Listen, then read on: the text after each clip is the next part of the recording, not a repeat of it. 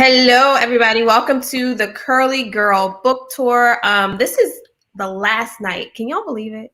Y'all, we've been doing this for 3 weeks. We've had some great guests, and it's kind of sad face because this is the last one. So I'm gonna let you guys let me know if I should continue this in some way, shape, or form. Just continue to have conversations with some of the beautiful women we've been able to share this time and space with. But tonight we do have a great guest who I want to introduce to you. We have Monique Herbert. Is it Herbert or Hebert? Herbert's fine. Herbert. Yeah, because she's from New Orleans too. She's a curly girl and the founder of the New Orleans Natural Hair Expo. She took her experience with her natural hair and has created an awesome experience that curly girls have looked forward to every year for the past 7 years. And if you do follow the New Orleans Natural Hair Expo page, you see right here, it's filled with some curly haired beauties that give us all the inspiration and hair goals that we need, and anything that you could want, you could find on that page. So please welcome Monique to the show. Hey, everybody. Thanks for I'm waiting and you like it's cool. What I like is cool. Girl, you got something listening. Hold on, what's that? It was my the video still playing in the background. Yeah. That was me, not you. Thanks for being here. No problem. Thank you for having me. Yes, when I was looking for women to have on this experience, I was like, I can't not have the New Orleans Natural Hair Expo, right? You're like the focal point of natural hair in New Orleans for women who are kind of looking for that inspiration. Talk a little bit about yourself and your natural hair story first. Well, of course, I'm Monique, and I'm from New Orleans originally. I've been in Houston since Hurricane Katrina, but I go back and forth because my family still lives down there. My dad, my brothers, and etc. So my natural hair journey started. It's been so long. I probably have been natural I'm 39, so it's probably been like 19 years almost. And of course, I always wanted the Tracy Ellis Ross hair. That was what I wanted. So that's how it all started. And then when I first started my journey, I kind of went back and forth. I would let it grow and then I would chop it off. I would let it grow and I would chop it off. Because I enjoy both, like the short, easy TWA and then the big hair. Mm-hmm. So right now I'm actually in, I guess you would say, a growth journey, but I texted my friend yesterday and I was like, I'm thinking about cutting my hair again. But it's been fun, trial and error. I've definitely kind of narrowed my product down. So I'm not a product junkie.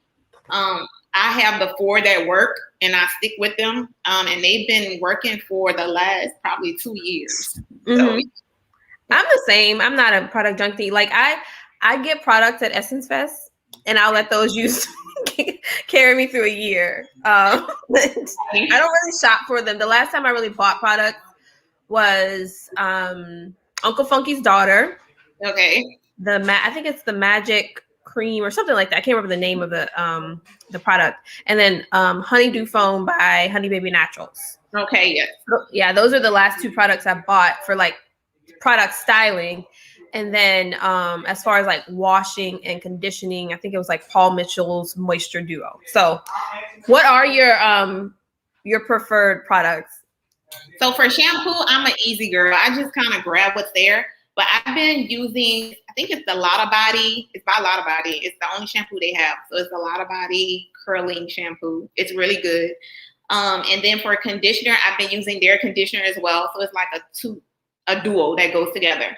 And then for deep conditioner, I've been using Julian's, I'm probably gonna butcher the name, but Adawe Beauty, ADWOA Beauty. So their deep conditioner is amazing. So I've been using that. And then for styling, I use Alakay Naturals Lemongrass, the spray for the leave-in. Then I use a mousse, and I've been using the Dew. Most Def, their mousse. And then sometimes I'll put a cream and I'll just grab what I have. I think right now I actually have the Uncle Funky's daughter, the curling cream, what you were talking about. So I kind of just grab what I have, and that's usually it. Sometimes I don't use a cream at all. It just kind of depends. If I'm feeling fancy, I'll grab that extra 5th product. But if I'm in a rush, I'll just grab those two and braid and go, and that's it. I can't hear you. I'm sorry. There was some talking in the background, so I muted myself. But I need to get into that because I usually just do. What's your go-to style? Is it the braid and go, like braid it? And... Yes, braid. I tried to twist out and I cannot get it. Can't get the definition. Yeah, I can't get it, and then my ends always get like tangled for some reason. And then the wash and go, I've actually never tried the wash and go on my long hair. I've only had it on like a TWA. I'm scared. I don't know why. I'm always scared my hair is gonna get tangled. The braids or the plaits help keep it like separated as much as possible, if that makes sense. Because then when my hair gets tangled, it makes me not want to deal with it.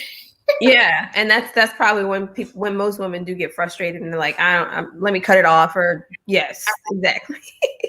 So your go-to style, you said, was the braid. Any other styles that you like to try, like even on your short hair? What are some of your other styles that you've tried? Short hair, I love a good coil out. So I like to coil, especially on short hair, get them finger coils going and then kind of pull them apart as the days go.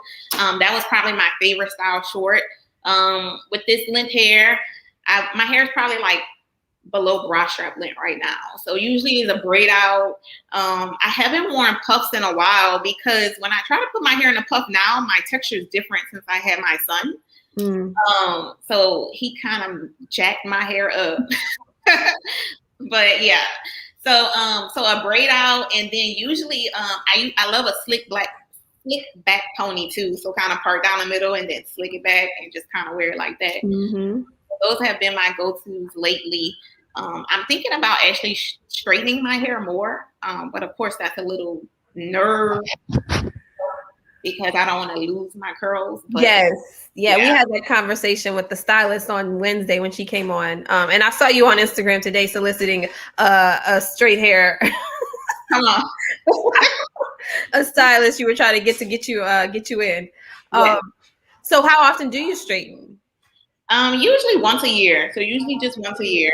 So if I get an appointment, this will be my second time this year. But usually once, twice a year. Not too much, because like I said, I kind of want to keep the curls intact. But I'm looking to do it more. I like my hair straight, which is like a curly girl no say, but no, I like mine when it's straight. I think the last time I straightened it though, it didn't last long. Because like you said, I only straighten it maybe once a year. And it's like when your curls aren't accustomed to being straightened, or, like they say, trained, they don't necessarily take well to the flat. And I see you're working out. So if you're working out, it's like, yeah. The sweat. And then you brought up a point too. I forgot I didn't forget. I just made remember that we have something in common. You have a newborn. How old is he now? Well, he's big now. So he's big now, right? New. I guess the pictures I saw were like when he was young. But yeah, so how is that experience? Still like being able to like have time to do your hair, take care of your baby and all that stuff. He's on a good schedule. So we had him, I would say, trained, if that makes sense. So he goes down every night at 7:30. He's out. Okay. So usually I have a good bit of time between 7:30 and when I tend to lay down to kind of do my hair. So that's usually when I'll do it. I usually do it when he's out for the night. But yeah, it was a transition. I think it was harder probably to do my hair when I was pregnant because towards the end, I was over it. I just was like, whatever. And then when he got here, of course, you're a new mom, it's just, you kind of pick and choose, like, okay, do I take a shower or do I wash my hair? Because you only have like so much time. So I think it was a little bit harder during those times. So I just would kind of let my hair do whatever. And then once he got on that schedule, probably like 10 months, life became a whole lot easier. So, yeah, I'm at that phase where I'm still trying to figure out how to get a shower in every day. Yes. I have to ask my husband, did I shower today? Or what was the last time? No, I'm getting a shower in daily. I promise. I'm just it's like, do I have to remember? Did I do it? Yeah. Breastfeeding, pumping, The hair was like the last thing on my mind. Yeah, so I was able to go to the stylist last week to kind of get me through for the next 2 weeks. But yeah, so that's been kind of where I am trying to figure all these new routines out. So let's go a little bit into the Natural Hair Expo. So what motivated you to create this whole expo and experience around natural hair? The goal initially was just to have natural hair brands in New Orleans. Because back when I started the expo, if we would have done it last year and then into this year, that would have been 9 years, which is crazy. So when we stopped, we were on our 7th year before COVID, the year before COVID. So, 9 years ago, there wasn't like the plethora of natural hair brands there are now. And they weren't in the beauty supply stores in New Orleans. Like you could just find, it was hit or miss. You can find a very few. They were not in Target. So my goal was just to kind of bring them to New Orleans, to introduce them to all the women I knew in New Orleans that were natural. Initially, the expo was supposed to be like this small event. In my head, initially, that's how it was supposed to be. And then I got my first big sponsor was like Cantu, and I was like, okay, I got to do something with this. Gotta do something with this. And then everyone, it kind of just, steamrolled from there, and it just got bigger and bigger. But the goal was just to bring natural hair brands to New Orleans and make it fun. Have it where we had some, a New Orleans time, good food, good music, good social opportunities, second line band, all that good stuff. So it was supposed to just be a big party. A little party, but in New Orleans, we kind of overdo it even for the little parties. Right. And then it kind of started getting bigger when I started getting brands like Dark and Lovely and Design Essentials and Cantu and Eden Body Works and just Mael, all these brands that kind of just wanted to be a part of the show, which I still love and appreciate. And I thank all of them for so much, because definitely I wouldn't be here without, all of their support. But it kind of just grew.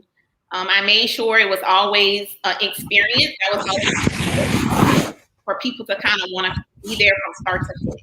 So it was always something going on. Once you bought a ticket, everything in there basically was free and open to you. So that was always the goal. So it's definitely been a fun journey. I'm bringing it back to New Orleans. So I'll have that decision made before the summer's over for 2020. Yeah. I know everyone's probably wondering. Yeah, have you get a lot of questions about it? Yes, that every time I think something pops up with, like, especially Essence Fest, because it's it's taping and stuff like that. Everybody is like, "Is the show coming back? Is the show coming back?" And I've even had a few brands reach out to me like, "Are you doing anything?" And I'm like, "Okay, maybe that's like a sign that I give it, give it another shot." Because they probably were looking for that person to plan it all, and you planned it all and it executed it in a way that it had a level of excellence that everyone kind of maybe became accustomed to, and they want that same thing. So if you can do it and have done it in the past, they're probably like, let's let her do it again. Let's let her do it again. So yeah, I'm gonna make a decision before the year's over. I did a few polls on Instagram the other day to see if people were interested, and people were. So it was like 89% were like, yeah, bring it back. So I said yes, I would go. I have to be honest, I've never actually been to the expo because I've always been covering something related to Essence. So that, I've never actually been able to kind of commit to coming to your event. So if you bring it back, when I know you will. When you do, I will definitely be in the house this time. Yeah. So when people come to the event, the Natural Hair Expo, what's the experience like? What are they getting? What's the overall vibe, and what's the purpose? They're getting fun. I want it to be fun, but an experience. So we'll definitely have the workshops. We have the hands-on things so they can kind of learn if they want to learn how to do a certain style, if they want to ask a real stylist, if they want to ask an influencer. So we always have, the up-and-coming popping influencers there. I've met some great women, just kind of inviting them to the expo. Also, just food. for sure. I always provide food. It's always the highlight of the show, I would say. And just great shopping. My goal is to always have the best brands. So I want things I would buy. So we're always trying to have the best brands, the top brands, whether that's clothes, hair accessories, hair products, even men products, beards, dreads, and things of that nature. So I want people to kind of walk in and make sure they're getting, an experience for their money, that they leave with something they can actually use, whether that's something they learned or something tangible, and with the notion that I kind of want to come back, So we've always had repeat people come back, just always a good thing. I've had women who've been from 1 to 7. They've been to all of them. And I've had people that kind of start coming in the last few years when it really took off and it became a thing. I believe the last one we had like 2,500 people in there, which is crazy. So I just want people to have fun, because it's enough going on that's not fun. So I want people to go somewhere where it's fun, but you can leave with something. And what's interesting to me is you have a background professionally in something completely different, but you ended up going into this event planning realm and creating this experience that, like you said, people love to come to. Are you like surprised at what the feedback has been like and like what you've been able to accomplish through this journey? Yes, I definitely am. People tell me all the time, like, I don't stun enough, if that makes sense. You seem so humble. Yeah, I would agree. People are like you, Kristen Michelle there. Like, I need you to be a little more, But I think I was surprised initially, and then it just became like something that I knew I could do, if that makes sense. So I was surprised initially, more so that the brands wanted to come, not so much like the ticket buyers, because I know I could provide an experience for someone to come and learn and take something away. But initially, when the brand started reaching out, when it got to the point that they will reach out to me, like I didn't have to really go reach out to them, that's when I kind of knew, okay, I might be onto something, if that makes sense. So at first, I would say probably like the second, third year, I was like, okay, did they really just email me? And it kind of got a little bit normal, if that would make sense, where I kind of just was like, I know I'm providing a great experience. So it was like how they say, if you expect it, it's just not anyway. So I kind of expected people to reach out to me so they would just come, if that makes sense. Mm-hmm. If I bring it back, it's almost like I'm gonna be honest with y'all, it's almost like I'm kind of scared to bring it back, if that makes sense. And people are like, you've done this before. And I'm like, yeah, but I don't know. So it's that even when you've done things before, you can kind of still have that fear. I kind of want to let people know that, but I'm gonna do it anyway. It's like fear of having to top yourself from the previous, like having to up yourself every time. And come back. So it's like almost like starting over, but you already have like a reputation, if that makes sense. Mm-hmm. It's been 2 years. So. Yeah, and it's crazy to think that, because I saw you promoting it again, trying to figure out your next steps. But what have you learned throughout the process about the collaboration between natural hair brands and the natural hair community? How have they embraced you outside of just coming to the show? Those are my people. I've met some great people, and it's crazy because a lot of the women who I did invite, they now have their own brands. And when they kind of came to the expo, they were just kind of starting out, some of them. So I've definitely learned the importance of kind of having a circle, if that makes sense. So having people you can kind of call on to ask advice. They become like, a curly family, if that makes sense. Definitely an entrepreneur family. I don't just ask questions about, event planning, because I have some other things that's about to launch in conjunction with the expo. So it's a little bit different from event planning, but has something to do with hair, if that makes sense. So just being able to kind of have that circle where you can reach out to people and ask questions. So it's definitely that's probably been the greatest part of this, like just meeting different people, even the ticket buyers, just I become friends with some of them.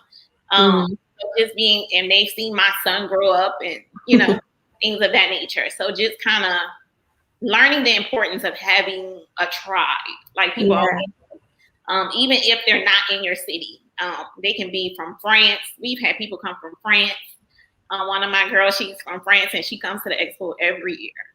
So it's been, coupled with that, it makes it worth, like, okay, bringing it back. Yeah. And I guess we can give you a bit of a break. I mean, you were birthing and delivering a son, and it seems like in that time, I mean, he's kind of been the one that you've been focused on. So that's completely okay. And I want to talk a little bit about the IG page. Yes. Yeah, let's bring that back up. We're about to hit 100K.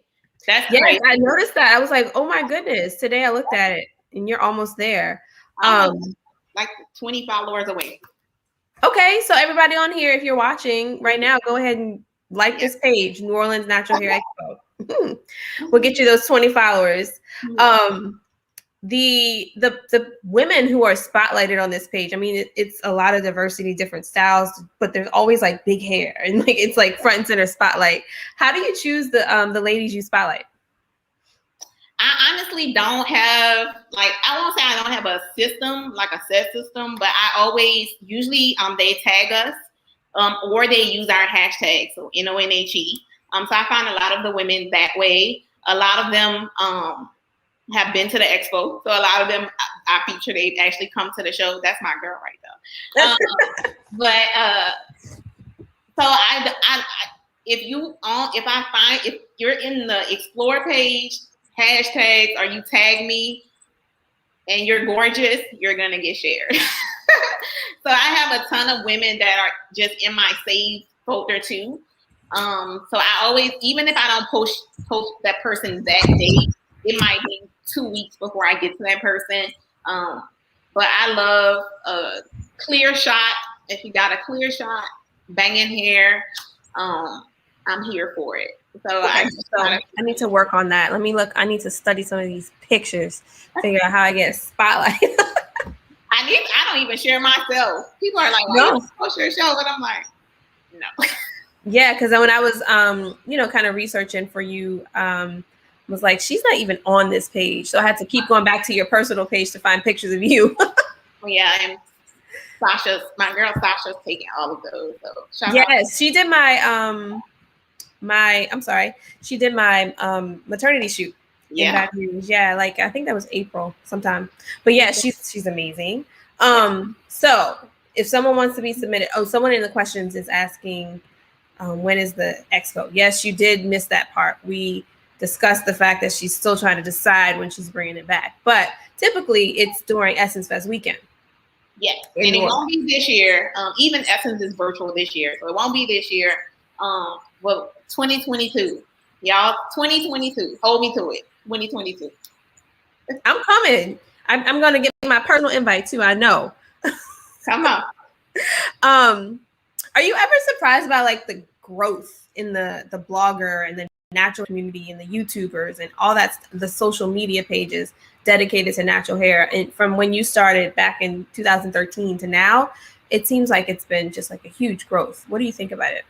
I'm definitely surprised, but I'm not shocked, if that makes sense. Because one thing about women and one thing about Black women, we love some hair and we gonna make sure it looks good. So I'm not shocked at all. And then like the quality of the content that the influencers are creating is insane. Like it's getting to the point now, it's almost like, did she really make that on her phone? So I'm not shocked either, because the quality of the content is getting so much better. And I think there needs to be a continued collaboration between brands and influencers, whether that's Instagram, YouTube, bloggers, however it is. Because I think that kind of just helps people who don't do those type of things kind of pick and choose and weed through all of the products, because it's so many brands now. I sometimes, even before I want to kind of buy something, I'm on YouTube trying to see how it looked on someone else's hair. And I've been in the game for a long time. So I think it's still needed. So I'm not shocked at all. Who are some of your favorite? My favorite, of course, Romance is my girl. She just dropped the hair oil, which I did use today. Her name is Hey Curly on Instagram.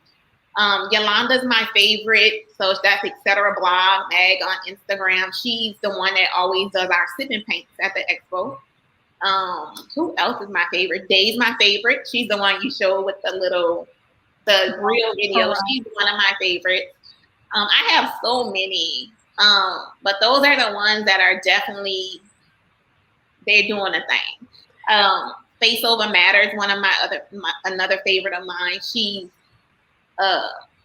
She's like my spiritual beauty, if that makes sense. So she's gonna give you the Bible verses and she's gonna give you some banging hair at the same time. I'll have to check her out. Yeah, that's cool. So I love her. What do you think about, do you think that products should be offering influencers payment for their, like, because you said they put a lot of time into these videos and the reviews and stuff they do. Should they be offering product or money? Because I get a lot of people in my inbox trying to like get me to promote, their product, but it's like I don't really need more product. I think it depends. I'm gonna be honest. I think it depends on the person. So it depends on the product too. Because I also want people to understand that product costs money. Like, so if somebody's sending product, it's still money, if that makes sense. It's like a barter. Yeah. But the quality of content that is being created now is worth more than just product. Mm-hmm. If you look at some of these reels and these YouTube videos and these, picture content, it's not taken on the cell phone, even though some of it is, but it's not all the time. The equipment is expensive. And people they have to eat and pay bills too. And product is not going to eat, product is not going to pay bills. So I think it just depends on the influencer. Now, if you get an offer from a brand that you just want to kind of get on their radar and they want to send you free product, and by all means, if you think that's okay, then accept it. So if Uncle Funky's daughter reaches out to you and they want to send you some curly magic or something like that, and you love the brand, I'm going to take it because I use it. Yeah, there you go. And you can post you some content. Now, depending on what the content they are asking for is a big deal, because I expect people to do a whole YouTube video, a reel, post 10 pictures for free product. Yes. Yeah, that's a lot of work. Yeah, it just depends. Thanks for that perspective. I always wonder because, once we kind of get into that vein, it's like, am I trading my time and services for goods, or am I, trying to get paid for the work I do? Great. I had no more questions on here. So if anybody else in the comments wants to chime in and ask Monique anything regarding products or anything building brands and businesses out of nothing. Did you get a chance to read your book? Yeah, I know I saw you. Yeah. Do you you have any thoughts on it? What did you think of it? What was the it's so read? Cute.